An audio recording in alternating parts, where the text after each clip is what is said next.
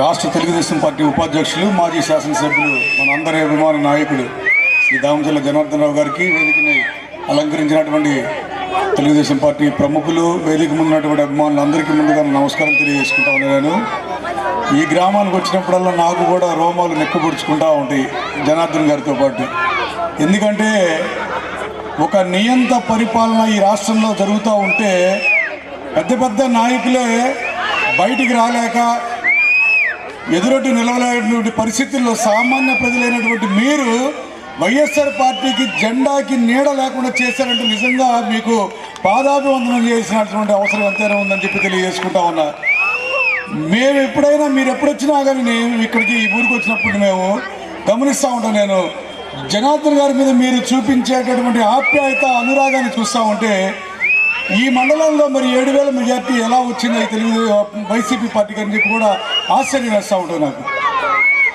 చేసిన తప్పును మరి తెలుసుకున్నారో లేదని గ్రామాల్లోకి వెళ్తూ ఉంటాము. నల్లూరులో ఏనాడు గెలవని ఒక ఎంపీటీసీ స్థానాన్ని బై ఎలక్షన్ని మొన్న మనం వైసీపీ పార్టీని ఓడించి తెలుగుదేశం పార్టీ గెలిచింది.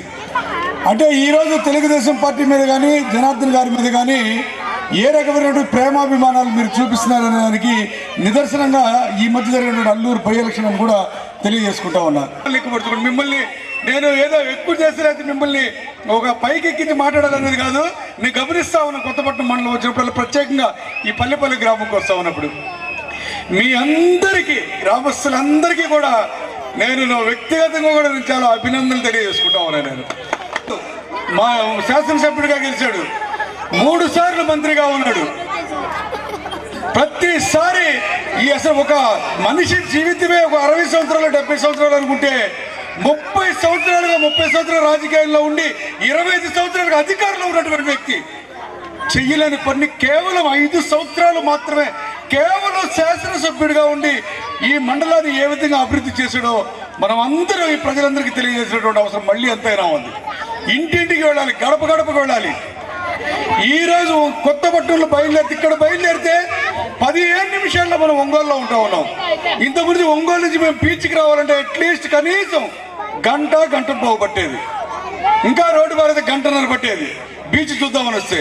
ఈరోజు ఇక్కడ బయలుదేరి అక్కడ బయలుదేరి ఇక్కడ 15 నిమిషాలు. కారణం ఏంటంటే నల్లవాగు మీద కానీ దాని ముందు దాని మీద కానీ బ్రిడ్జిలు కట్టినటువంటి ఘనత మరి దామచర్ల జనార్దన్ గారిది. నాకు 50 సంవత్సరాలు నిండింది. 50 ఏళ్లలో కనీసం బీచ్ చుట్టాక వస్తా ఉన్నాం కదా. ఇన్ని సంవత్సరాల్లో 40 సంవత్సరాల్లో ఎవరు చేయలేని పని కేవలం 5 సంవత్సరాల్లో జనార్దన్ గారు చేసి చూపించారంటే మరి నిజంగా అటువంటి వ్యక్తి ఉండాల్సిన అవసరం ఉండాలి అని తెలియజేసుకుంటామని.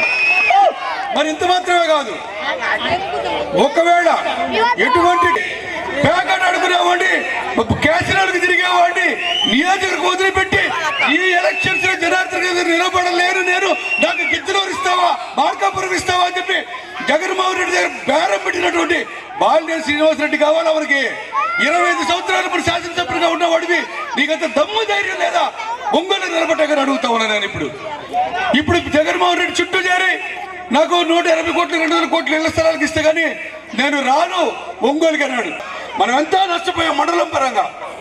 జనార్దన్ గారిని చేసినటువంటి అభివృద్ధిని చూపించి ఓట్లాడుదాం.